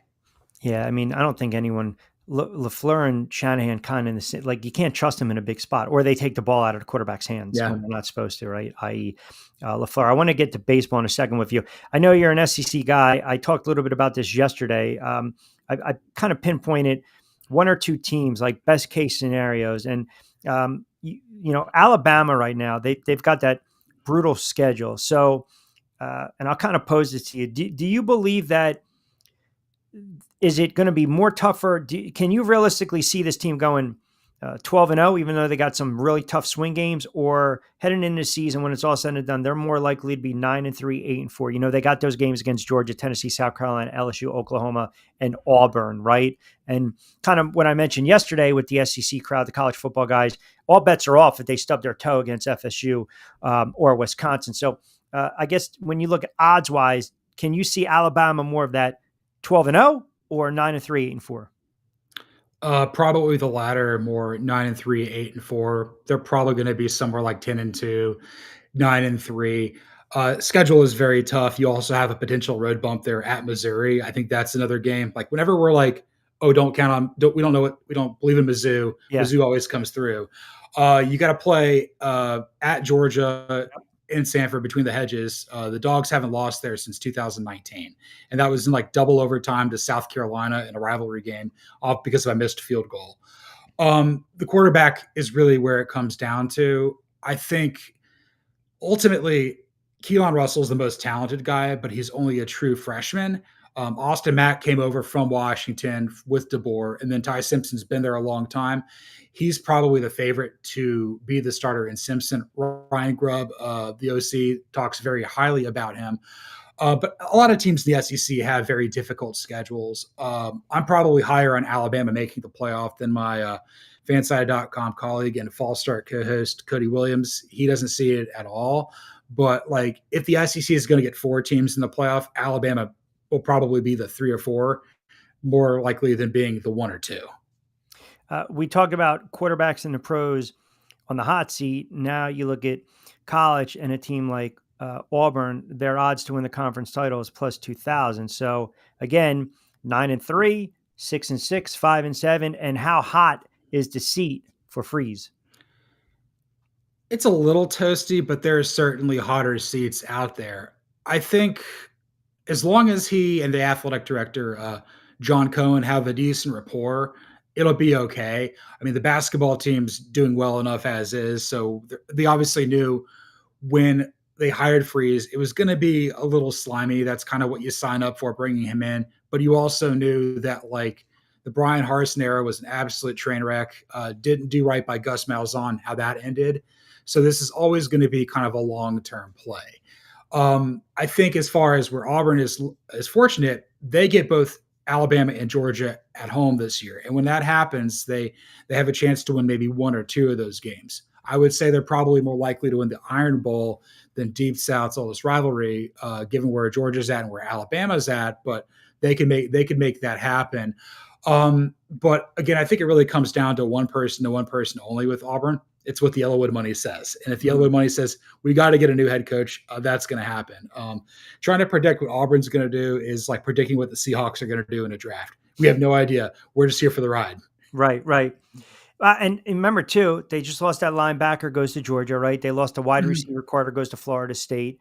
We know the SEC it's just stacked. I mean, Florida, again, best case, right? 10-1, 10-2.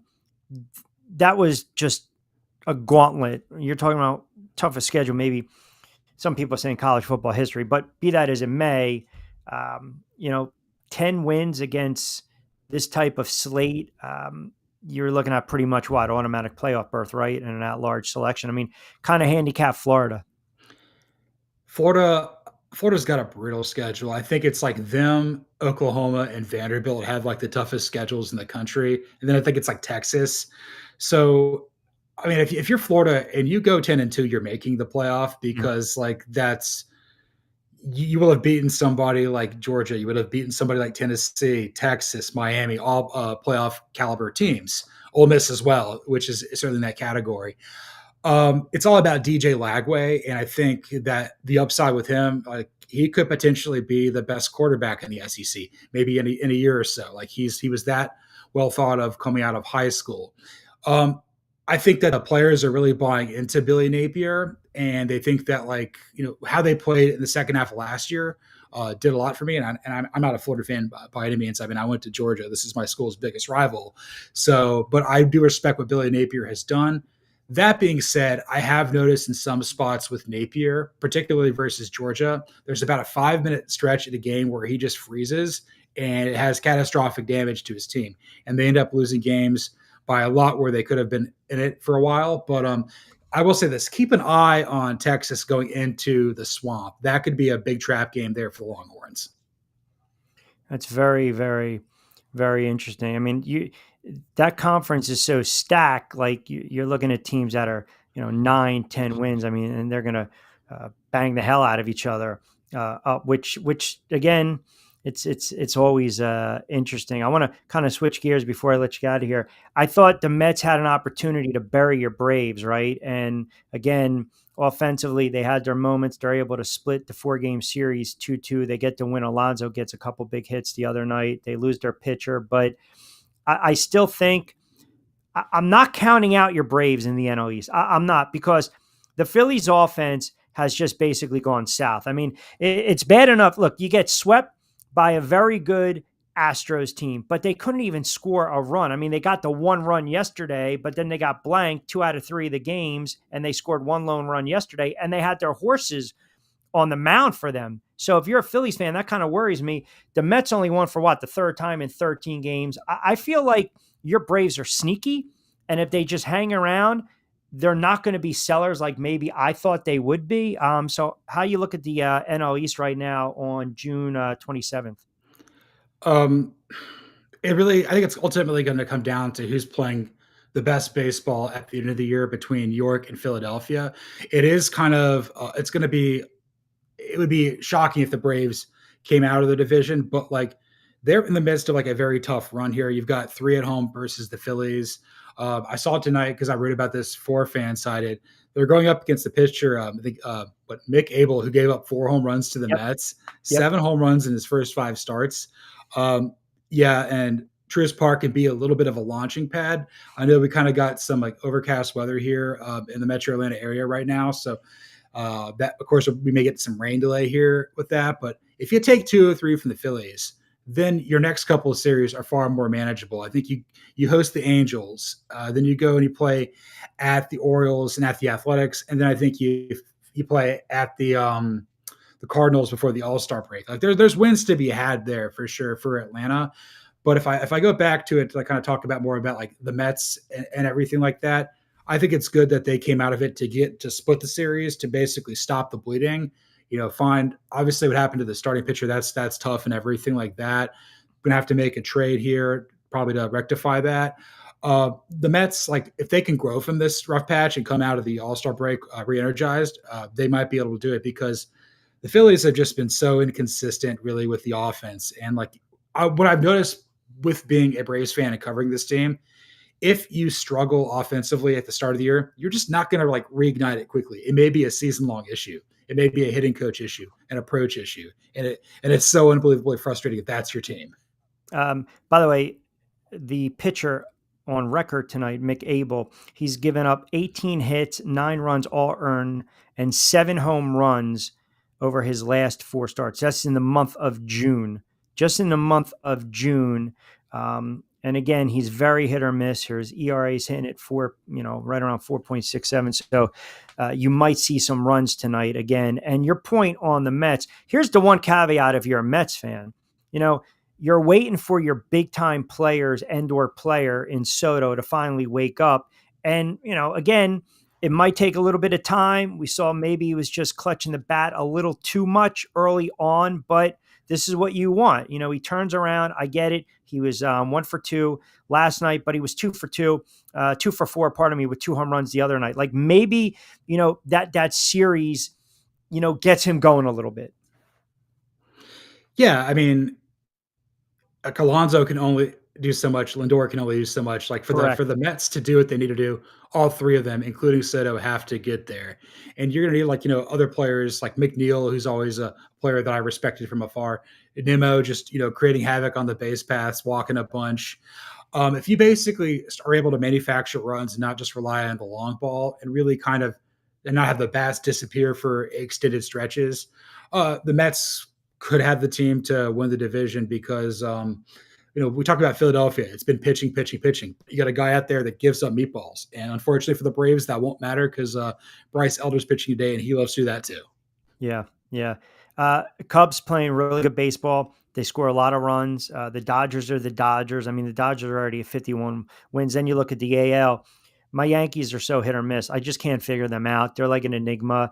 And I feel as though the longer they let Tampa Bay hang around, Toronto half around. I mean, they had an opportunity, just like the Mets maybe kind of burying early on the Braves. Yankees had an opportunity to kind of bury the Red Sox, just kind of get rid of them. Now they start that set against the A's.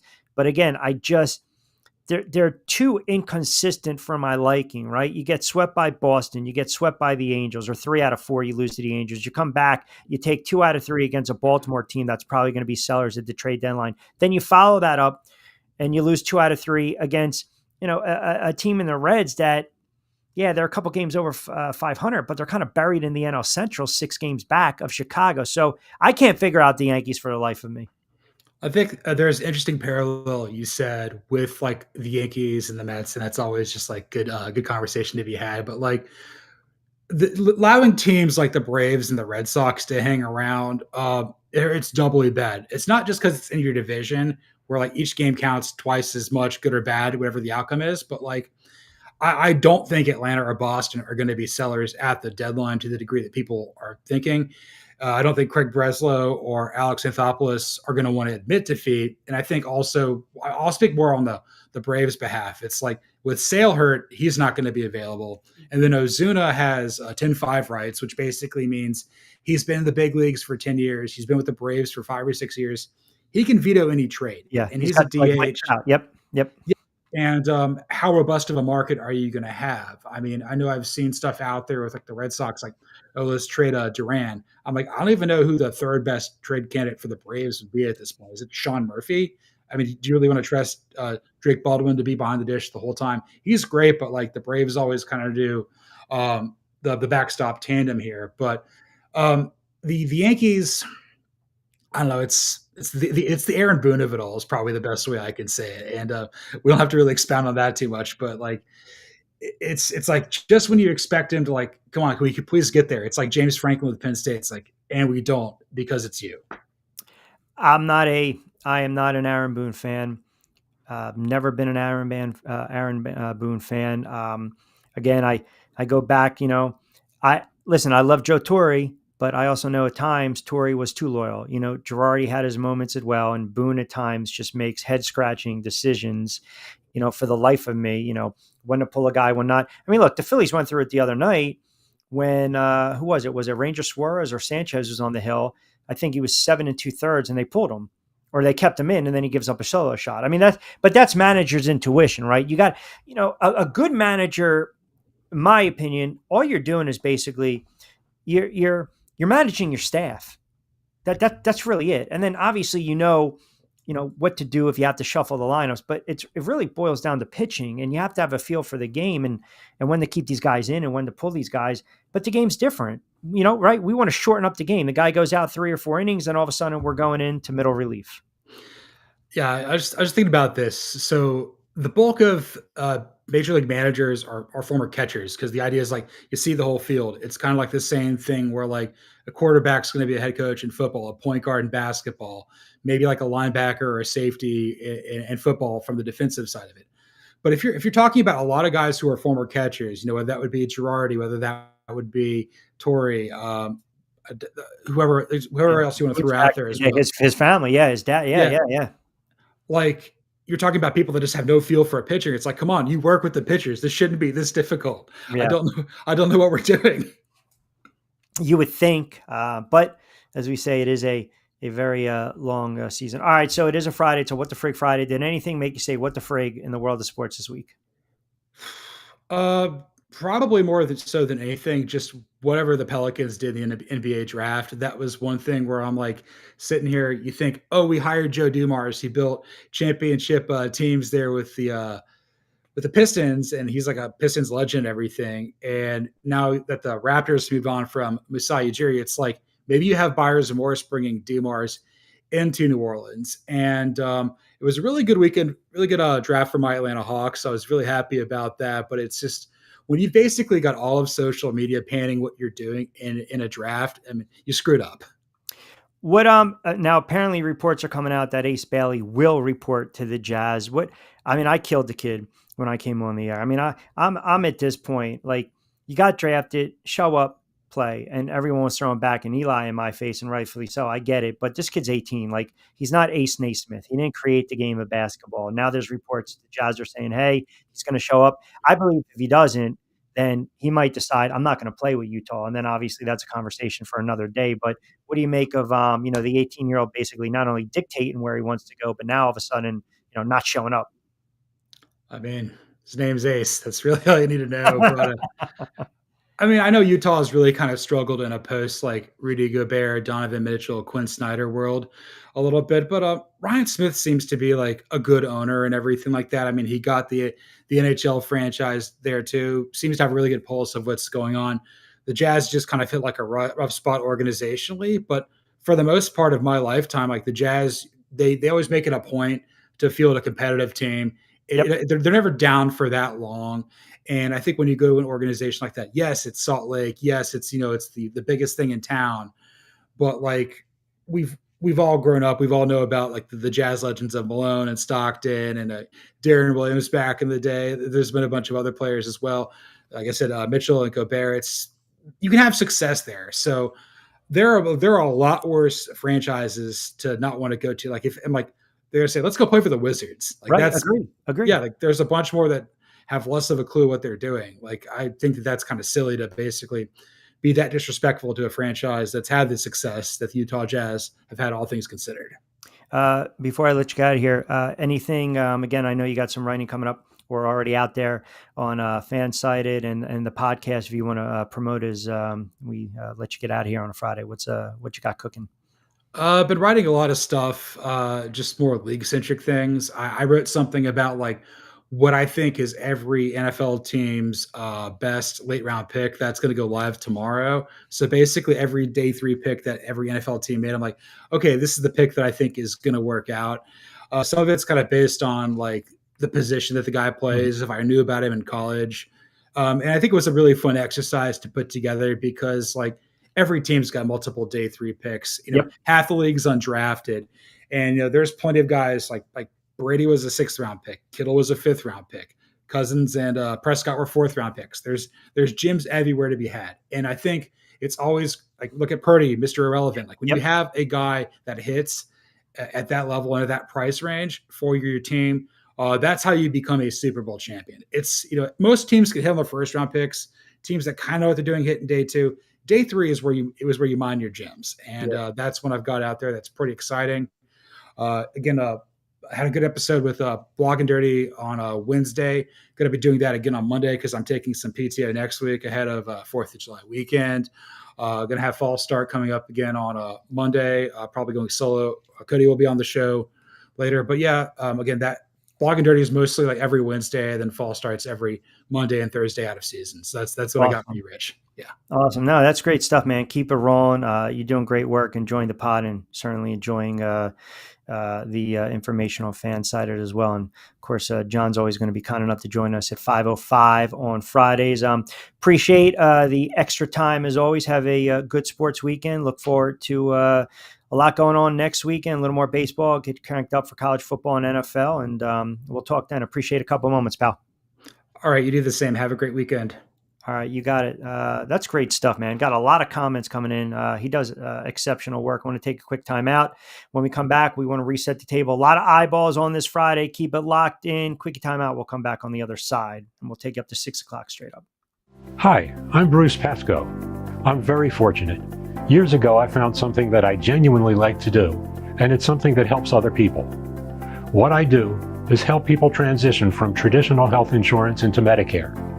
I've been doing it here in Atlantic County for more than 20 years. If you're getting ready for Medicare, call me for a free consultation.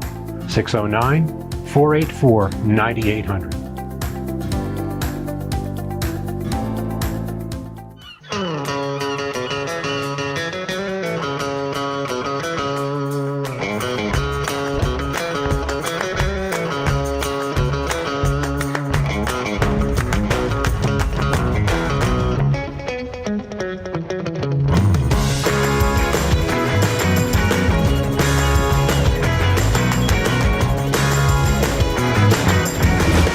what the Down Beach Seafood Fest is all about. It's about community, it's about friends, it's about culture, right? The food culture in Atlantic County is rich.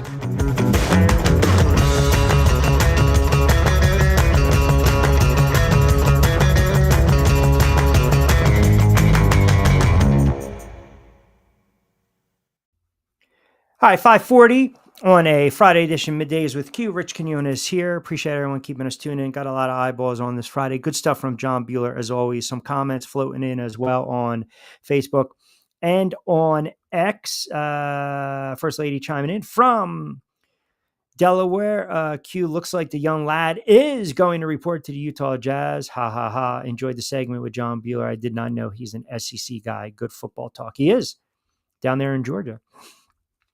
Well, that's the report regarding Ace Bailey. It'll be interesting to see. And I get why people are being critical of him. I would be critical. I mean, I have been critical of him as well. Like, again, you're a young player, right? So you're still trying to find your way, whether you've had a standout career or not.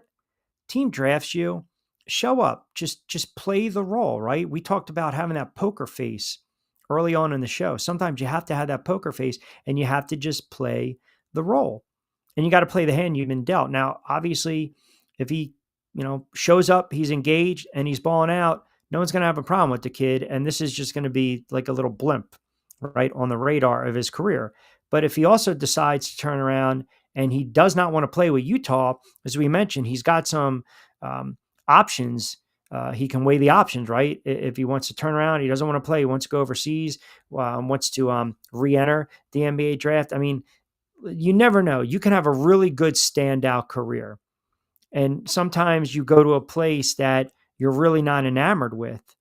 You're really, you're not falling in love with said place, and yet you can be successful over 10, 15 years. I mean, it's like a job. I mean, maybe you have to relocate with the family and you really don't like the job description. You don't think the title fits you, or you're not being compensated the way you feel you should be compensated, right? You're trying to match your compensation per your talent. And then you relocate and you realize, you know what, this is a good place for me. This is a good fit. I can lay down roots here. So he's a young kid. He's got to get better advice, period. All right, we mentioned about 45 minutes ago, quarterbacks, most pressure. Got a lot of people chiming in. I want to rip through these as well. With about 15 to play with, then we'll do the Q-Fecta, powered by our good friends over at Triax57. Miami Dan chimes in. Of course, it's got to be Tua and Q. I was very impressed by the pronunciation of his last name. Do it one more time for us. Ha, ha, ha. If they don't win the East, if they don't get to the playoffs, the quarterback and the head coach have to be out, do they not? Pay Tua, Tagovailoa, a lot of money. I think when he is healthy, I think he can be a very good quarterback at times. Now, I know people look at his size, they look at his accuracy, they look at the way he throws the football. He's got that quick release, but he can play. And they're going to be a run-first team. They're going to have the ball out of his hands quickly, and they're going to try to, again, work on the outside. Now, where they've got a little void of talent and some issues is in the slot. And again, his quick passes, it's all about, again, predicated on what's going on. Is it not? I mean, it's all predicated on what's going on at the end of the day. Got a couple other guys chiming in. Joe, turn around. Joe D saying, Q, I don't even watch that nonsense on ESPN, but if you're saying exactly what occurred, then that's absolutely garbage. Yeah, I mean, like I said, people want to start to bring it up with Cooper Flagg and Caitlin Clark, and they're giving these guys, the platform to say it, and they sound foolish. They absolutely sound foolish. I got Jonathan Marshall chimes in too. Just shot me a text. Ace better ball out in Utah, laugh out loud. Yeah, he better. A lot of pressure, man. When you decide to play that game, you've got a bullseye on your back, period. You got a bullseye on your back. You get the body of work, and then maybe you don't want to show up. You want a new contract. That's one thing. But this kind of harkens back to what I've always said about the NBA. It's a players' league. And now you got these players coming out earlier, younger, and younger. And this is what happens. You better ball out. You better be that guy. And we'll see how it plays out. Now, I mentioned this the other day too. I like what the 76ers did at 3. I like what they did with their second round pick too. They got a really good player. You got an All-American as well. So you're trying to plug and play right here. I don't think they're going to be able to move George. They should try to re-sign Grimes, even though they are a little guard heavy. Embiid, your guess is as good as mine. Your guess is as good as mine, because I felt Embiid should have been traded years ago. I think that Embiid doesn't take his body serious, being in conditioning, game shape serious, to training, the lifestyle, the habits, the diet. You have to take that more serious. And that's not really what he's done, to be quite honest with you. Then I got a couple Net fans, just kind of reiterate what I said the other day. Yeah, they went very, they went international heavy, I should say, right? If you think about it, they had the NBA record 5 first-round picks. They went international with the point guards. The Nets, they're not going to compete with the Knicks, and I know they're trying to, but they're just not. The Nets, they're a couple years off, man. They really are. I mean, this is a team that won 26 games. They just could not score. They gave up a lot of points. They're that bottom feeder team with Charlotte and Washington. The East is going to come down to 3 or 4 teams. Forget about Boston, because they're selling off. That's evident. Holiday, Porzingis, you're dealing with Tatum. Boston's not winning 61 games next year. Boston's going to struggle. They're letting you know we are going to reset, recharge long term. We're playing the long game. Indiana, maybe Indiana kind of pulled what the Commanders did. They arrived a year too early. Now, again, the injury to Halliburton, that's a major blow. But they also took OKC to Game 7 of the NBA Finals. Detroit, I'm not enamored with Detroit. I'm really not. I look at Detroit and I'm like, yeah, you got a player too. It's funny because we talked a little bit about PG, and you kind of stick Tobias Harris in that camp with all the money and then the production. They got Cade Cunningham, really nice player. We talked a little bit about their draft as well yesterday. The Knicks are the Knicks. They don't have a head coach. Miami's teetering. Orlando's on the rise. Atlanta's on the rise. They were a couple games below 500. It's really going to come down, I think, the Knicks, Cleveland, Milwaukee's still Milwaukee. And then you've got your second tier in that conference. So teams like the Nets, teams like the 76ers, they're going to have their work cut out for them. It's going to take a while for them to be good, because quite frankly, with the Philadelphia 76ers, I just do not trust Embiid. I don't. I like the selection of Broom. What was it, 35? 5 picks into the second round. I like that selection. And Edgecombe, or I went Trey Johnson. Re-sign Grimes. You got Maxey. You're not going to move Paul George. You're just not. You've got some bench. You've got some depth. We talked about that. And I think the verdict's still out on the head coach. Yes, the head coach has won before, but that was Toronto. Nurse, to me, I see a little bit of the Brett Brownish, Doc Rivers in him, and that GM's certainly on the hot seat. Daryl Morey has to be on the hot seat. It's a make or break year for Embiid, Nurse, and Morey heading in to next season. And that's kind of where we're looking at in the NBA to answer some of your thoughts and questions. Let me get you updated on what's going on baseball-wise. Talked a little bit about that. The Mets will be back in action, 3-game set against the Pirates. Yankees at home at the stadium against the A's. Looks like Warren's going to be on the hill.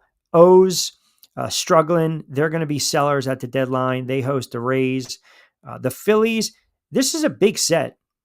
This is a big set for the Philadelphia Phillies against the Atlanta Braves, because this is a team that they took 2 or 3 from the Mets. They took, 3 or 4 from the Marlins, coming off that sweep where they beat the Blue Jays, and then took 2 and 3 in the Cubs. The Phillies were kind of rolling, and then all of a sudden, a little bit of a buzzsaw against the Astros. Blanked 1-0 in Game 1, blanked 2-0 in Game 2, and you had your heavy hitters on the mound too. When you throw out the Wheelers, the Sanchez, the Suarez, you're expected that those guys are going to go 6 to 7 in a third, and you're going to pick up the win. Your offense has to carry these guys. The offense has to lift these guys. They have not been able to do that in that series against the Houston Astros. So it's not panic. It's not, because there's a lot of baseball to go, but this is a big series. You can, I think, really hurt the Braves here. You sweep them, you push them back. Now they're 12 back. If you just let them hang around, you give them signs of life, it's not what the Phillies want to do. And you heard John Buehler mention it too. Yankees want to kind of distance themselves from the Red Sox. The Phillies want to distance themselves from the Braves. Now, if you look at the pitching matchups this weekend, so you go Abel, and we know he gives up runs. Luzardo has turned around after those two bad back-to-back losses. Sanchez is also, Suarez will be in line, and then you'll probably have Sanchez and Wheeler the first two against San Diego. So you've got 2 out of 3. You got opportunities where Suarez, Luzardo and Suarez are, you're good pitchers. These are your horses, man. These are your horses. And after those really, that stretch for Luzardo where he gave up 12 runs and 9 runs, he settled in, got the win against the Cubs, came back. Yeah, he suffered the loss against the Miami Marlins, did not pitch particularly poorly. Control was a little bit of an issue, but then he came back and he pitched really well against the Mets, gave him 6 2/3. So that's kind of who you want. You want that Jesus Luzardo on the mound. And I'm still telling you right now, 7-3, right in line when we talk about NL, Cy Young, the odds are kind of in our favor in that regard for Jesus Luzardo. So big weekend for the Mets, big weekend for the Phillies. Obviously, it's a big weekend for my Yankees. Listen, they should be able to score some runs this weekend against the A's. They really should. And then they got a huge set against Toronto. And then you got the Subway Series against the Mets. Then they got a Seattle team that's pretty good and a Chicago team. So we're going to know where the Yankees are at right around, second week in July. All right, quick timeout. We'll do the Q Factor to close things out on this Friday. Keep it locked in. It's a Friday edition of Middays with Q right here on Triax57. Hi, I'm Bruce Pascoe. I'm very fortunate. Years ago, I found something that I genuinely like to do, and it's something that helps other people. What I do is help people transition from traditional health insurance into Medicare. I've been doing it here in Atlantic County for more than 20 years. If you're getting ready for Medicare, call me for a free consultation. 609-484-9800.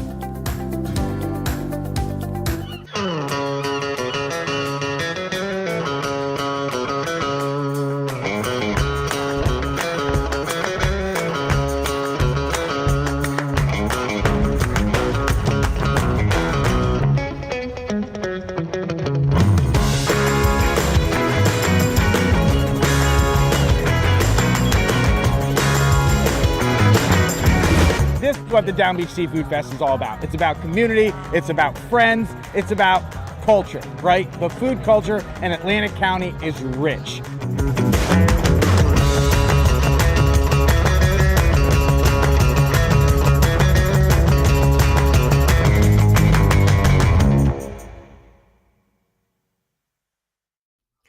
All right, welcome back. Friday edition Middays with Q. As always, I'm your host, Rich Quinones. So some good comments coming in on quarterbacks under the most pressure heading into 2025. I want to remind everyone to get social with us on Triax57 on Facebook, IG, and X. You can also log on to Triax57.com. You can follow me on social media, IG and X at RichQ on Q, YouTube channel at Rich Quinones, and of course, TikTok, Rich Q on the mic. We'll get to Q-Fecta. We'll kind of bang that out right now before we get out of here. All right, we're going straight baseball this weekend. Again, the Mets minus 145 on the money line versus the Pirates. Yankees minus 265. I know it's a little heavy versus the A's. Pods minus 130 money line on the Reds. No WNBA picks, by the way. No WNBA picks on this Friday. Sorry, guys. No WNBA picks. But I will also close and leave you with this. So boxing-wise, think about these odds right now. So Paul and Chavez both made the cruiserweight limit. I think Jake Paul is probably down about 15, 20 pounds. I'm going to watch. I mean, that's all in all, that's not a bad card, to be quite honest with you. It really isn't. It's not a bad card this weekend. I mean, you got a couple cards going on. You got the card tonight in Canada, ESPN Plus. You got tomorrow Wilder fights, tonight Wilder fights BLK Prime PPV, which, you got Nico Hernandez, you got Dion Nicholson, Wilder, as I mentioned. Then obviously you got tomorrow on DAZN, Jake Paul, Julio Cesar Chavez Jr. You got Gilberto Ramirez, who's back in action, only one loss in his career. the Chavez Jr. and Paul fight is interesting because everyone's saying, hey, if Jake Paul turns around and he gets a win here, now you start to talk about what? You start to talk about the rankings. Listen, say what you want. Listen, say what you want about Jake Paul. And right now, he's an extremely high draw when it comes to boxing. I mean, that's just the bottom line. Now, he's at this crossroads. Does he want to put all the time in MVP and be that promoter, or does he want to be the fighter? You can't be a part-time fighter in the sport. You can't. You can't. And what happens is, once you start running out of like aging stars to kind of face and fight, he wants a legitimate shot at the title. Period. Love him, hate him, loathe him. He's bringing eyeballs to the sport. Sorry, that's just a reality. He really is. You might not like it, but ultimately, hey, he's coming in. He's a 7-1 betting favorite against a fighter that has 61 pro fights under his belt. Think about that for a minute. Now, people are going to question because Chavez comes in or not coming in shape, and Paul's only had 12 fights under his belt, and you look at the guys that he's fought. But at the end of the day, he's kind of driving that boxing bus right now. He really is. You really can't dispute that. And he's been able to turn that niche, and he's doing a really good job with his promotions and his promotional company. And ultimately, he's also giving female fighters a big time platform and an opportunity to cash in. And listen, they deserve that. They absolutely deserve that, to cash in. They really do. And obviously, one of his biggest clients is still one of the sport's biggest stars in Amanda Serrano. She'll take on Katie Taylor. That'll be an MSG. That's going to be a monster night. Listen, that is a monster night for female boxing. It is. You got Katie Taylor, Amanda Serrano. You got Yamilet Mercado, Elise Scott-Noy. Alicia Baumgartner is going to be on that card. Obviously, Savannah Marshall is going to be on that card. I mean, the list goes on and on and on. Jessica Camara is going to be on the card. There's belts galore.